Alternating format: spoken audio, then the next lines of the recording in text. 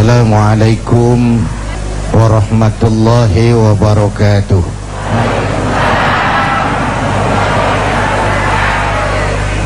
Para ulama yang saya muliakan, Pak Master dari PBNU yang saya hormati, bapak-bapak, ibu-ibu, segenap pemirsa TV One di seluruh tanah air yang saya cintai. Kita Fatihah dulu ya, khusus buat Almarhumlah Kiai Haji Abdurrahman Wahid. Mudah-mudahan beliau diterima segala kebaikannya, diampuni segala dosa dan kesalahannya, dan kita dapat meneruskan kebaikan-kebaikan beliau. Ala hadhihi niyah wa ila hadratin Nabi. Al-Fatihah. Bapak, Ibu, dan pemirsa TV One yang saya hormati,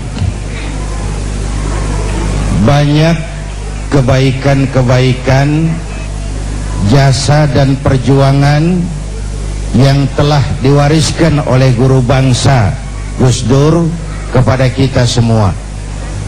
Mulai dari berjuang menegakkan demokrasi sampai kepada menerjemahkan apa yang jadi tema pengajian kita kali ini, Islam sebagai rahmatan lil alamin. Dalam berjuang menegakkan demokrasi, beliau bersama teman-teman membangun Fordem, Forum Demokrasi, sebuah lembaga bukan hanya harus kita lihat dari ide yang diusungnya, tetapi juga situasi pada saat itu dibangun. Kalau orang kayak saya teriak-teriak berantas korupsi, ganyang korupsi, itu sih nggak istimewa, karena saya nggak punya kesempatan untuk korupsi. Kalau sekarang orang teriak-teriak demokrasi, memang iklimnya sudah menunjang. Tapi pada saat beliau Al-Maghfurlah membangun forum demokrasi, suasana sangat otoriter, punya keberanian moral, punya nyali. Konsep saja bagus, kalau nggak punya nyali kan percuma juga. Punya nyali. Ketika beliau jadi presiden, demokrasi terus dikembangkan. Beliaulah yang menghapus dui fungsi TNI. Beliau melakukan desakralisasi terhadap lembaga kepresidenan, bahkan terhadap istana negara. Presiden adalah sosok yang bisa dijangkau oleh rakyat mana saja. Istana negara bisa dimasuki oleh sosok yang mana saja, mulai berjas berdasi sampai sarungan teklekan, dari urusan tetek sampai urusan bengek. Kehebatan istana negara itu bukan karena dipagar tinggi biayanya 20 miliar, bukan,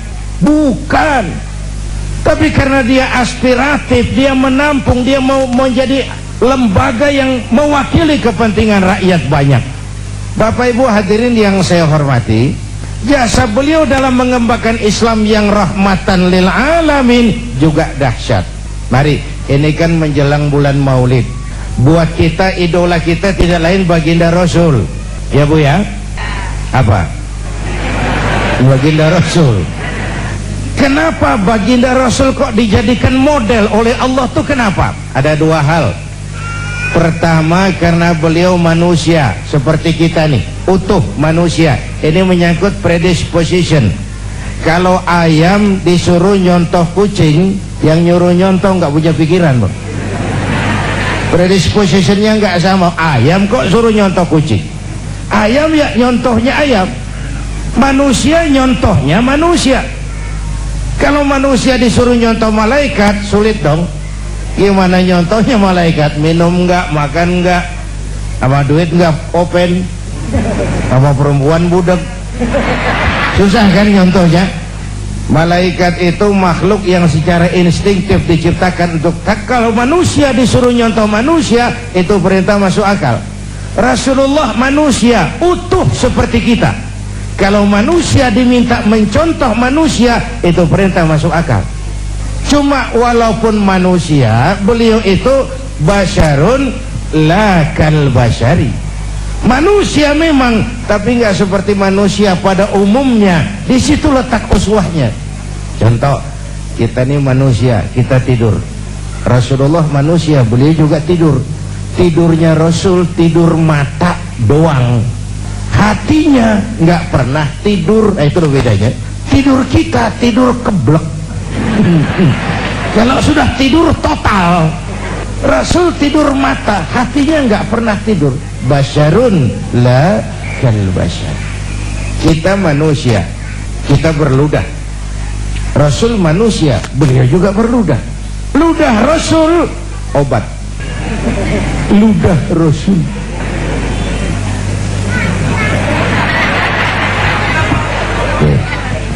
Di Goa Thur, Sayyidina Abu Bakar turun duluan bersihin goa.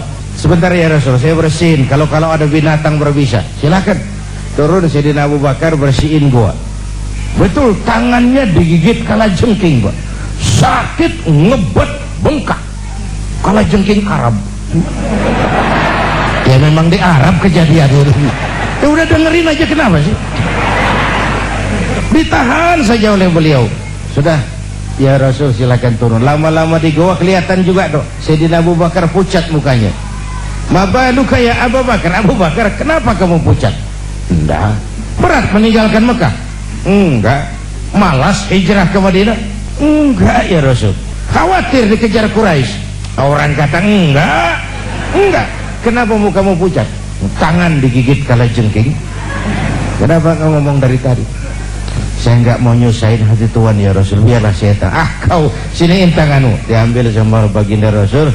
Bismillahirrahmanirrahim. Diludahin, sembuh.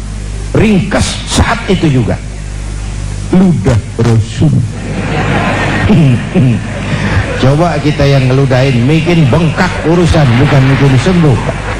Ya bacaan sih sama, bobot yang beda itu. Ini kan zaman sekarang kita mau nyari keramat tempelan melulu nih. Bacaan sih sama, bobot yang beda. Kita manusia berkeringat, Rasul manusia, beliau juga berkeringat. Keringatnya baginda Rasul harum wangi bau minyak kasturi. Zaman belum ada parfum. Keringat kita rasain aja masing-masing. Itu sisi pertama kenapa beliau dijadikan model. Ini nanti baru pengantar menuju rahmatan lil alamin. Alasan kedua kenapa beliau jadi contoh, karena beliau sosok yang multidimensi. Sesuatu itu bisa dijadikan contoh kalau dia multi. Saya ini guru Pak, Rasul ngajar Mas. Saya ini jenderal Pak, Rasul mimpin tentara di medan perang.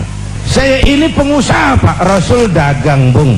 Saya ini mubalik, Rasul dakwah Mas. Saya ini kepala rumah tangga, Rasul punya anak istri Bung. Dan di dalam keseluruhannya beliau uswatun. Bagaimana membina rumah tangga bahagia menurut contoh Nabi Isa? Tidak ada Mas. Kenapa? Nabi Isa belum sempat kawin.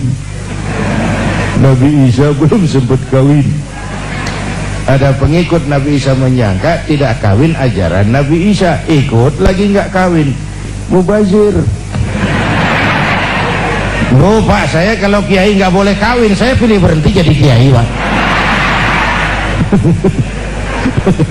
Bapak Ibu hadirin yang saya hormati, dan Imam Busairi malah menggambarkan begini, ka'annahu wa huwa fardun fi jalalatihi fi askarin hina talqahu wa fi hasam. Yang dahsyat, kehebatan Rasulullah itu sepertinya sama di lini manapun beliau, baik di tengah tentara atau waktu sendirian. Begini dah yang gampang nih, pakai bahasa kita nih, bahasa Ciganjur.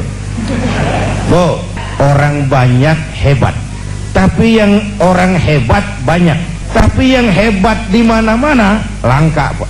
Rasulullah ini lagi duduk hebat, lagi tidur hebat, lagi jalan hebat, di masjid hebat, di medan perang hebat, di depan anak-anak hebat, di mata musuhnya hebat, di depan teman-temannya hebat, di depan istrinya hebat.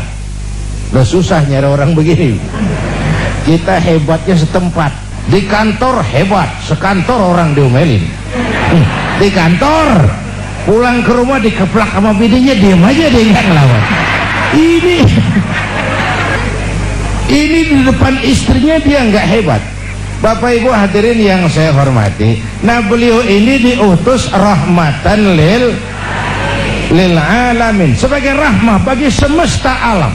Ini kan akhlak itu kan ada 3 bagian: akhlak kepada Allah, akhlak kepada sesama, akhlak kepada makhluk Allah di luar manusia, alam semesta.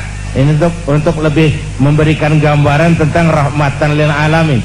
Akhlak kepada sesama, akhlak manusia kepada Allah. Ini yang pertama, tugas Nabi. Bu, memperbaiki akhlak kepada Allah.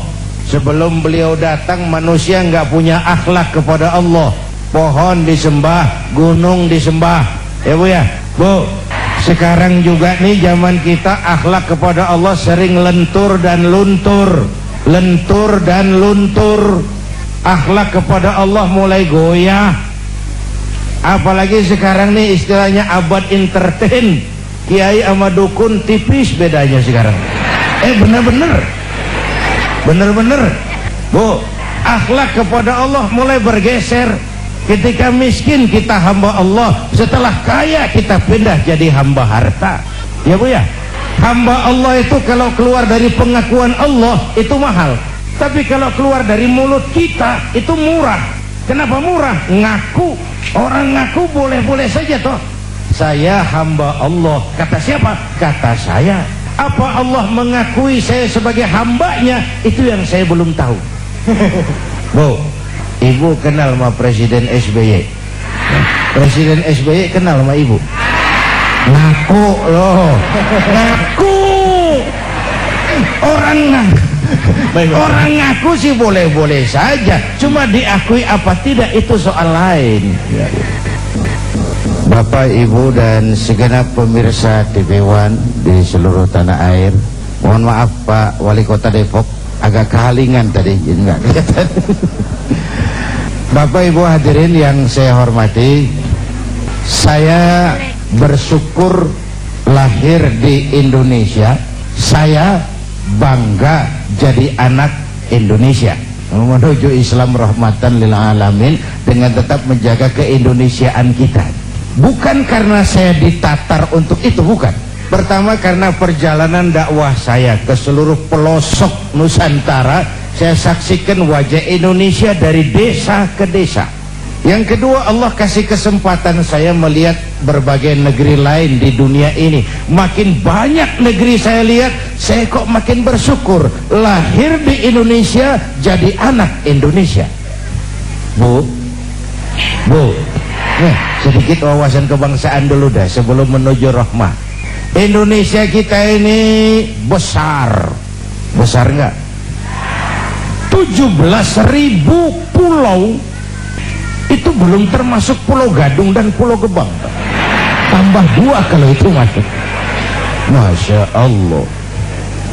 Untayan, zamrud, katulistiwa, hijau, ranau, subur, makmur, gemah, ripah, loh, jenawi, toto, tentrem, kertora, harjo.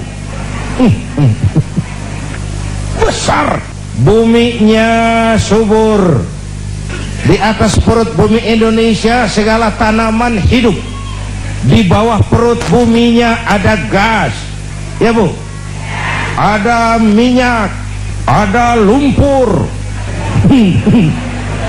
ada batu bara. Lautnya kaya, hutannya kaya. Bu, ini titipan Allah kepada kita, orang Indonesia, rakyat Indonesia. Kekayaan negeri ini dikuasai oleh negara, itu sudah betul, tapi harus digunakan bagi sebesar-besar kemakmuran rakyat. Itu amanat pasal 33. Itulah sebabnya kita perlu membangun kebersamaan. Bu, kita ini sudah diajarkan oleh masjid bagaimana menata masyarakat yang baik, memelihara kemajmukan. Coba masyarakat masjid. Pertama, siapapun masuk masjid copot sendal, buka sepatu. Benar itu? Kan ini masyarakat yang mau kita bangun. Jangan ada warga negara kelas 1 di republik ini. Lurah masuk masjid buka sepatu rah. Camat masuk masjid buka sepatu. Itu Pak tuh yang ngomong tuh. Enggak, mat. Tapi yang penting kemajmukan. Kalau sudah masuk ke masjid, sholat berjamaah, nggak pernah kita usil dari mana orang datang. Yang penting kemana dia menghadap. Inilah komitmen keindonesiaan. Coba masyarakat masjid, lo dari mana? Dari kidul mang, madep ngulon. Lo dari mana? Dari wetan, madep ngulon. Lo dari mana? Dari kulon, madep ngulon juga lo. Kita ini bineka, tapi tunggal. Kita ini beragam. Tapi oleh Islam memperkuat semangat nasionalisme ketika Rasul mengajarkan hubbul watan minal, cinta tanah air bagian dari iman. Lah tanah air kita bukan Arab Saudi, bukan Palestina, bukan Aljazair. Tanah air kita Indonesia. Mencintai Indonesia bagian daripada iman. Saya belum pernah melihat suatu agama mengajarkan begini luhur, cinta tanah air bagian daripada iman. Bagaimana agama mendorong mengentalnya semangat nasionalisme. Bapak Ibu hadirin yang saya hormati, oleh karena itu Islam harus kita terjemahkan dalam skala yang rahmatan lil, mulai sesama makhluk manusia, baik kepada makhluk Allah di luar manusia. Sekarang ini kan alam kurang ramah dengan kita karena kita juga tidak ramah kepada alam. Bu, yang gampang deh nih, ya pakai bahasa Ciganjur, bu. Satu hari kampung saya kebanjiran, air masuk ke rumah. Saya ribut, ini masih zaman ada engkong saya. Engkong tahu engkong? Kakek. Saya teriak, kong, banjir kong.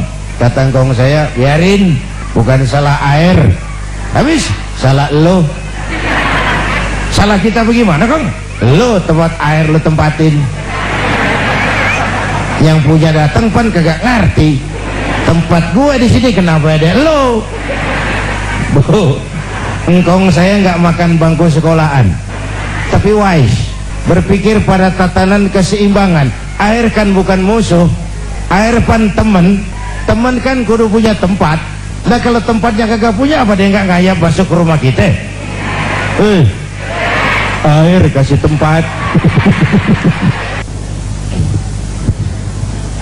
Bapak Ibu dan pemirsa TV One yang saya hormati, watak pokok dari Islam adalah rahmatan lil, rahmat bagi alam semesta jagat raya. Tetapi di dalam menebarkan rahmatan lil alamin, Islam juga punya kaidah-kaidah untuk memelihara, menjaga, mengamankan nilai-nilai yang dimilikinya. Karena itu Al-Quran mengajarkan wa jazaa'u sayyi'atin sayyi'atun misluha faman afa wa aslaha fa ajruhu 'ala Allah. Ini kalau perlu menggunakan kekerasan, kalau perlu. Balasan suatu kejahatan adalah kejahatan yang setimpal, jangan melebihi batas. Tetapi siapa yang memberi maaf dan mencari jalan damai, itu lebih disukai Allah, dan itulah yang akan beroleh pahala. Jadi coba lihat konsep perdamaian dalam Islam. Dipersilahkan manusia jadi manusia, tapi diberi peluang jadi malaikat. Jadi yang luar biasa. Kalau kamu nggak salah ditempeleng, tempeleng lagi dia, sekeras dia menempeleng kamu, itu manusiawi. Tapi kalau mau jadi malaikat, faman afa wa aslaha, siapa yang memberi maaf dan mencari jalan damai, itu yang terbaik, dan itu yang beroleh pahala. Bu, nggak salah sih orang nempeleng kita, kita tempeleng lagi, sekeras dia nempeleng kita, itu manusia namanya. Tapi kalau mau jadi malaikat, maafin. Bu, kalau ibu berbuat baik sama orang baik, kan seri aja itu mah, emang kudunya begitu. Memang kudunya begitu. Nah, Bapak Ibu hadirin yang saya hormati, sebagai muslim kita punya keyakinan Islam adalah agama yang benar. Tapi keyakinan itu bukan SIM bagi kita untuk menghina orang lain agama.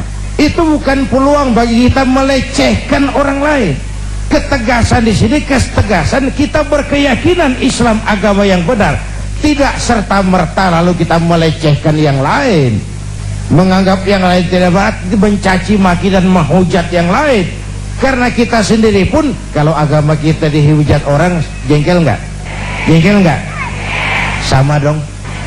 Ya, yang kita nggak suka terjadi pada diri kita, orang lain gitu juga. Makanya jangan merasa pinter, tapi harus pinter merasa. Jangan merasa pinter, tapi harus pinter merasa. Kalau merasa pinter jadi sombong, tapi kalau pinter merasa jadi bijak. Nek saya digituin orang enak nggak? Nggak enak. Orang lain kan gitu juga, Bu. Jadi saya kira itu, ya. Dibiarkan manusia jadi manusia, balas kejahatan dengan kejahatan yang setimpal, itu manusiawi. Tapi kalau mau jadi malaikat, faman afa wa aslaha, siapa yang memberi maaf dan mencari jalan damai, itu yang terbaik. Dengan kata lain, musuh sih jangan dicari, tapi kalau ketemu sih jangan lari, ya. Baik. Bapak Ibu pemirsa TV One, menarik sekali. Yang pertama, jujurlah. Jujurlah itu kalau bahasa seniman, jangan ada dusta di antara kita. Selama ini urusan jadi bebelit ini karena kita pandai bermain minyak di atas air, menggunting dalam lipatan, manis kalau berhadapan, balik belakang lain bicara. Mulutnya cerita tentang jihad terhadap korupsi, tapi di belakang melindungi koruptor. Itu kan ada dusta di antara kita. Sederhana pesan Gus Dur, jujur. Dan kejujuran itu dimulai dari diri sendiri. Rasul mengajarkan, ana awwal wajibin ala ma amartukum bih. Apapun yang aku perintahkan kepadamu, aku pelaksana pertamanya. Maka perintahnya berwibawa, ajarannya diikuti orang karena beliau menggunakan prinsip ini. Lidahnya adalah hatinya, ucapannya adalah perbuatannya. Orang ikut tidak ragu-ragu. Tidak ada yang disembunyikan oleh baginda Rasul. Beliau bukan tokoh yang piawai membangun pencitraan, tidak. Beliau tokoh yang jujurlah apa adanya. Itu yang saya katakan tadi, desakralisasi lembaga kepresidenan. Presiden bisa dijangkau siapa saja. Desakralisasi istana negara, istana bisa dimasuki oleh rakyat yang bagaimanapun saja. Ya Bu? Jujurlah. Satu. Yang kedua, adil. Bersikap adil, terutama kepada diri sendiri. Bapak Ibu hadirin yang saya hormati, rakyat merasa selama ini keadilan itu mahal. Bahkan keadilan sering seperti pisau, tajam ke bawah, tumpul ke atas. Asal kita nih yang kecil-kecil salah, hukum cepat benar prosesnya. Begitu yang gede salah, orang pada diem belaga bego. Itu yang bikin kita capek. Yang nyolong semangka, buah randu, apa lagi? Ya lo hitungin aja dah. Itu sebuah potret betapa keadilan itu masih mahal di negeri ini. Bapak Ibu hadirin yang saya hormati, yang ketiga tadi, taat hukum. Jangan menegakkan hukum dengan cara yang melanggar hukum. Jangan menegakkan demokrasi dengan cara-cara yang bertentangan dengan kaedah-kaedah demokrasi. Lil wasail hukmul maqasid. Nggak boleh nyolong sarung walaupun niatnya buat sholat. Apa karena diniatkan buat sholat curi sarung lalu jadi halal? Ya tidak, walaupun sholatnya sah tapi curinya tetap dosa. Sah karena fikih tidak pernah mempersoalkan sarungnya dari mana. Lil wasail hukmul maqasid, tujuan dan cara hukumnya sama. Tujuan yang baik harus dicapai dengan cara yang baik. Ya kita berharap mudah-mudahan 100 hari ini kan masa pemerintah kan sudah banyak yang bisa dikerjakan ya Bu ya. Kita rakyat tahu kan, mobil menteri udah bagus, alhamdulillah. Perumahan DPR renovasi 300 miliar, alhamdulillah. Akan segera dibeli pesawat kepresidenan, persekotnya 200 miliar, alhamdulillah. Itu kan tanda kemakmuran. Soal buat siapa, wallahu a'lam.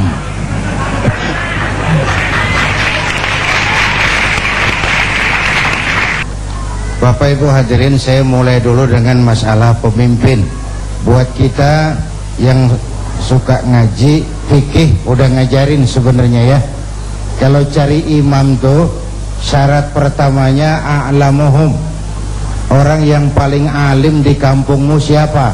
Pilih jadi imam. Yang paling alim, bukan yang paling tua, paling alim. Artinya apa dalam konteks berbangsa? Yang paling tahu urusan, lalu bisa cari jalan keluarnya. Kalau ada dua orang alimnya sama, yang mana yang dipilih? Afsahuhum, yang lebih fasih lidahnya. Yang satu alim pelok, yang satu alim nggak pelo. Yang nggak pelo jadi imam. Sebab nggak sah orang fasih bermakmum kepada imam pelo. Pak, ini imam pelo, makmum pelo semua. Sah, namanya kampung pelok, biarin, nggak apa-apa. Yang fasih itu dalam konteks berbangsa itu apa? Yang nyambung sama rakyatnya. Enak kalau punya imam nyambung sama makmum, ngikutnya ikhlas kita tuh. Rukuknya enak, sujudnya enak. Kenapa? Imam tahu benar keadaan makmum. Fasih itu nyambung, Bu. Makanya Rasul ajarkan idza amma ahadukumun nas falyukhaffif. Kalau kamu jadi imam, ringankan sholatmu, jangan terlalu panjang kalau jadi imam. Kenapa? Makmum nggak sama kekuatannya. Ini makmum nggak sama kekuatannya. Ada makmum yang tua rentak, diri aja udah gemeter. Ada makmum yang punya darah tinggi, kalau sujud kelamaan palanya sakit. Ada makmum yang udah janji habis sholat mau terima duit. Bayangin kalau imam kelamaan. Ini nggak fasih, nggak bisa tahu keadaan makmumnya. Bu, tahu persis keadaan rakyatnya. Jangan udah sholat isya berjamaah, rakaat pertama selesai Fatihah Yasin. Ini imam nggak aspiratif. Makmum ikut sih ikut tapi ngancem. Paling sekali ini gua sholat di sini, besok nggak bakalan balik lagi. Tuh imam kayak begitu sekali doang dipilih. Bu, kalau fasihnya sama, yang mana yang diangkat yang dipilih? Aktaruhum sinnan, senioritas. Kalau lahirnya bareng, awaluhum hijratan. Ini dalam konteks yang lebih nasionalis, yang lebih Indonesia. Awaluhum hijratan, yang lebih dulu tinggal di situ. Ini kan dalam konteks pemahaman yang lebih berjiwa nasionalis, yang zahir batinnya Indonesia, bukan cuma orang Indonesia tapi ngagumi negeri lain.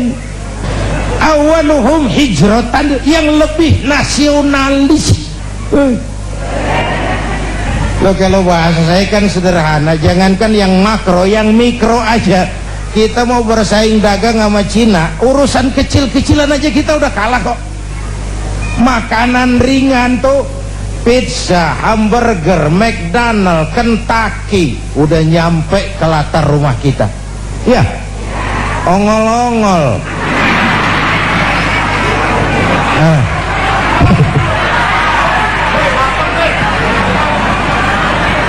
Janganlah bicara nasionalisme yang makro membumbung, yang mikro-mikroan aja kita sendiri sudah lentur dan luntur. Jadi memang konteksnya cari pemimpin itu yang lebih nasionalis, awaluhum hijratan, yang lebih dulu tinggal di situ, dia lebih paham lingkungan.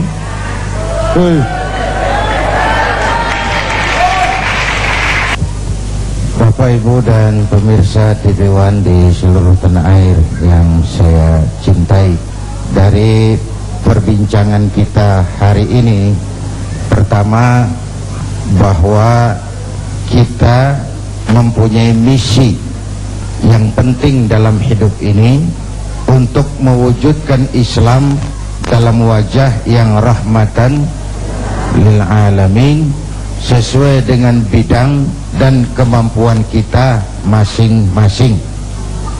Sesuai dengan bidang dan kemampuan kita masing-masing.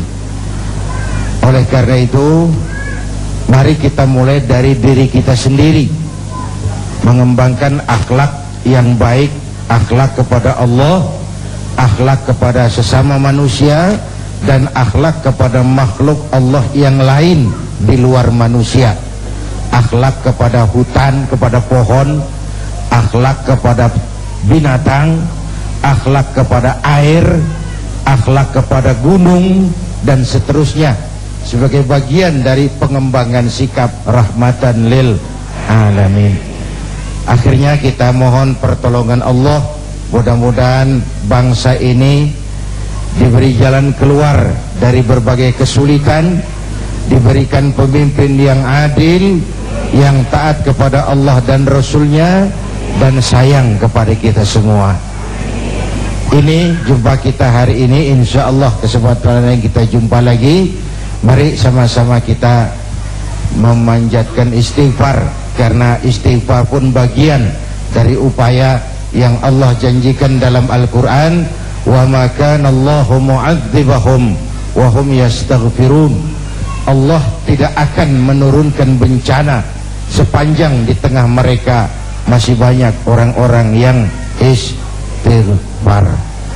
Astaghfirullah Rabbal baraya, astaghfirullah minal khataya, astaghfirullah Rabbal